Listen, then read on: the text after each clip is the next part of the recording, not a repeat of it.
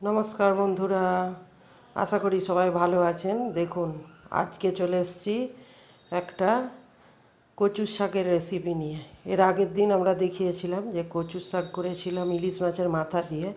আজকে দেখো নিয়ে এসেছি নারকেল আর ছোলা দিয়ে কচুর শাক। তো প্রথমে আমি কড়াতে সরষের তেল দিয়ে শুকনো লঙ্কা এবং তেজপাতার ফোড়ন করে নিয়েছি। ফোড়ন করে নিয়ে আগের থেকে কুড়িয়ে রাখা দেখো নারকেলগুলো ভালো করে দিয়ে ভেজে নিচ্ছি। নারকেলগুলো একটু ভেজে নিয়ে এবার দেখো আগের থেকে ভিজিয়ে রাখা ছোলাগুলো দিয়ে দিলাম। ছোলাগুলো দিয়েও বেশ কিছুক্ষণ ভালো করে ভেজে নিতে হবে। দেখো ভালো করে ভেজে নিচ্ছি। আর হ্যাঁ বন্ধুরা, অবশ্যই তোমরা কিন্তু কমেন্টে জানিও আমার রান্নাগুলো তোমাদের দেখতে কেমন লাগছে। যদি তোমাদের দেখতে ভালো লাগে তাহলে নিশ্চয়ই আমি পরবর্তীতে আরও ভালো ভালো কিছু রেসিপি নিয়ে আসবো।